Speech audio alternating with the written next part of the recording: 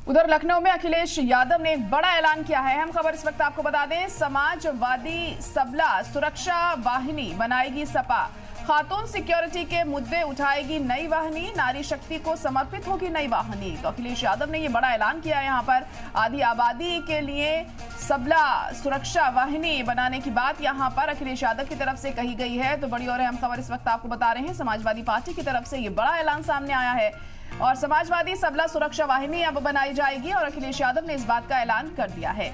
खातून security के मुद्दे उठाएगी नई वाहिनी, नारी शक्ति को समर्पित होगी नई वाहिनी, आधी आबादी के लिए सबला सुरक्षा वाहिनी बनाने की बात अखिलेश यादव ने कही है।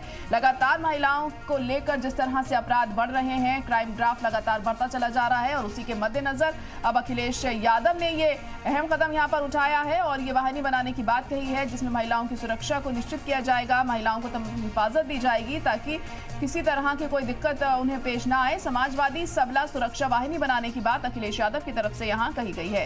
खातून की सिक्योरिटी को लेकर ये अहम कदम उठाया गया है और इसी को लेकर ये जो वाहिनी है ये तमाम मुद्दे उठाएगी। महिलाओं के लिए, खवातीन के लिए कई योजनाएं लेकर आने की बात और भी कही गई है अखिलेश यादव की तरफ से यहाँ पर, क्योंकि इस दौरान जो क्राइम ग्राफ है लगातार बढ़ता जा रहा है, खासतौर से महिलाओं के साथ जो अपराध की घटनाएं हैं उनमें आए दिन इजाफा हो रहा है और उसी के मद्देनजर ये बड़ा फैसला यहाँ अखिलेश यादव की तरफ से लिया गया है और ये वाहिनी बनाने की बात कही गई है। ये जो वाहिनी होगी नारी शक्ति को समर्पित होगी और महिलाओं के मुद्दे उठाएगी, खवातीन की सिक्योरिटी को लेकर सबसे अहम इसमें काम किया जाएगा। आधी आबादी के लिए सबला सुरक्षा वाहिनी बनाने की बात अखिलेश यादव की तरफ से यहाँ कही गई है।